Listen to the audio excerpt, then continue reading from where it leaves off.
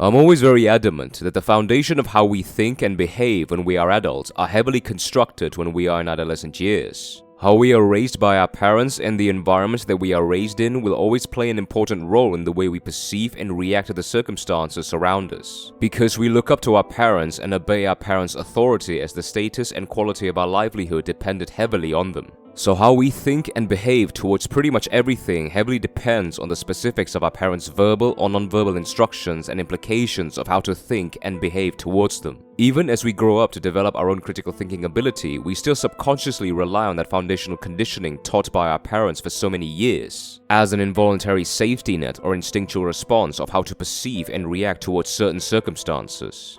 Now, it's all good for us if our parents condition us to think constructively and moralistically of ourselves and behave in the way that commands respect and empathy through healthy parenting. However, when it's completely the other way around, where they have to resort to derogatory, uncomplimentary, and belittling physical or mental impositions, then we're pretty much going to come out or come up as burnt toasts. Now, for this particular topic, I will share to you gentlemen my own personal experience of abusive parenting and all the degenerative effects that it had on my life as I grew up. Now, normally I would generalize everything, but for this one, I'd like to be as specific as possible, since I'd like for all of us to be able to relate, inform, and educate one another with regards to this particularly serious and rather sensitive topic through sharing each of our own unique experiences.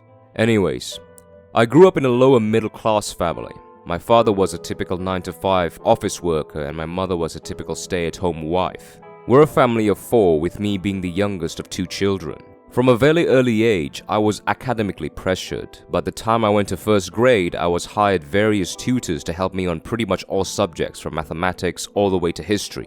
I was very rarely given time to my own to explore my own curiosities, let alone play in the park with the rest of the kids in the neighborhood, and it stays that way until I was in 10th grade. I wasn't academically gifted at all, and I think coupled with all the academic investments my parents already made for me, that I believe compelled my parents further to resort to doubling down on physical and mental pressure, which eventually turned into a full-on abuse or beatdown just to force me to succeed in school. The worst thing is that the abuse didn't stop there, it actually translates way beyond just academic matters. Now, here's the thing, I actually have no problem with parents hitting their children, so long as if the disciplinary actions are logically justified. Like if I purposefully put another kid in the hospital through beating him up, or if I got into recreational drugs at a very early age, then that would be fine.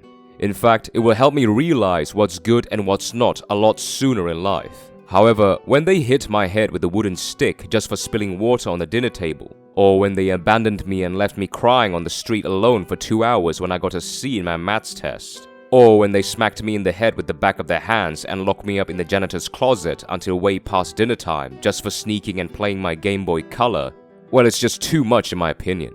My mother would always initiate the abuse, and my father, being the spineless coward that he is, bowing down to the only pussy that he ever got to taste in his life, would follow up my mother with an even harder beatdown. Like, she would initiate with a wooden stick, and by the time she was sweating and exhausted, or when the wooden stick broke, my father would follow up suit by going to town with his belt. And if I cried louder, he would hit me even harder. And if I persist with the crying, they would threaten to dip my head into the opening of the sewer system just outside the house. That's the ultimatum. Like literally, I remember my dad lifting me up by the feet and pointed my head directly into the opening of the sewer hole with all the passing neighbors watching, wondering what's all the shouting and crying was about. Obviously, the abuse wasn't just physical. They would also shout inappropriate names to my ears as they were beating me up, calling me things similar to stupid peasants, useless dead weight, insolent swine, and all that kind of stuff. The same dynamic also happened with the mental abuse. My mother would call me inappropriate names, and my father would only lick her ass even further and add more salt and lemon into the wound. The worst one, and the one that I still vividly remember to this very day, was when I couldn't memorize a dialogue when my mother was helping me study for my literature test. She blatantly shouted at me that she wished I was never born and, well, bluntly spat on my face, like a mouthful of them. And as if that wasn't enough, she also threw the literature book, like baseball style, directly to my head. I remember I didn't move from my study table for such a long time, just contemplating about what she had done. All of that lasted for about 10 years or so, from 2000 to 2010 until I went to college. Now, there were 3 major consequences to that abuse that I found myself suffering further from. The first of which is, I became severely anxious. Interacting with other people felt like torture to me because I was afraid that if I did something even slightly wrong or say something even slightly wrong, I would get badmouthed at and even physically hurt because of it. I remember getting so paranoid to the point where I started anticipating someone to suddenly unbuckle his belt and start smacking me with it for some reason. So I was very quiet and reserved around people, never really initiating any conversation with others because I was too afraid of being rejected. And I always tried to quickly end conversations so that things didn't end up going in the wrong direction eventually. It made me socially awkward, and you could say even severely inept. And it's not just with regards to my social life, but my life in general. I became circumstantially anxious as well. I became extremely afraid to take risks and experience failures because every time I got out of my parents' way and every time I failed to perform as expected, I always ended up getting physically and mentally punished for it. In fact, punished is a bit of an understatement. What I meant was tortured. Yeah, that's the word. And I was afraid the same thing would happen to me with regards to me taking risks in life. I have absolutely no sense of assurance, so it would always end up with either my parents and eventually other people's opinions making every life choice for me to follow through. Again, the way I was conditioned from an early age to be timid, hesitant, and afraid makes me timid, hesitant, and afraid as I grew up to be a young adult. Secondly, I became extremely resentful. As you would expect, we humans have a fight or flight response to threats and pain. And when you're backed up to a corner, eventually you have to fight yourself out of that corner, otherwise you'll suffocate and get overwhelmed. So my teenage years were pretty much filled with anger and resentment as I was bottling up vengeful thoughts every time I got abused. And I would start imagining vindictive conducts like eventually giving my parents a taste of their own medicine when I become an adult. As time passes and the abuse mounted, the worse the violent fantasy gets. I would even start to think of hurting other people, like an annoying old lady, a noisy toddler, or even my insufferable art teacher just for the sake of scratching that itch. Oh yeah, forgot to mention, speaking of teachers, the teachers in my school also physically and mentally abused me to a great extent. Because, as I said, I wasn't academically gifted at all, and somehow that also compelled my teachers to hit me with a wooden stick as well. But thankfully, the discovery of hard rock, metallic music allowed me to vent all of that anger and frustration away without ever getting into any serious trouble. I listened to a lot of Linkin Park, Avenged Sevenfold, and read Jumpsuit Apparatus in my teenage years when Sony's Walkman became a thing, and would often just shout my lungs out whenever my parents were away just to release all those pent-up emotions. They were my only way of catharsis, and I actually owe their music a lot because I'm very adamant that if it weren't for their music, I would have gotten myself into deep and serious trouble. And thirdly, I personally think this is the worst one of all, is that I became impulsively and insanely deprecative. Again, I reacted the way I was taught and conditioned. Every time circumstances didn't go well for me, or every time someone else's circumstance in which I'm involved in didn't go well for them, my first instinct was to ruthlessly blame myself.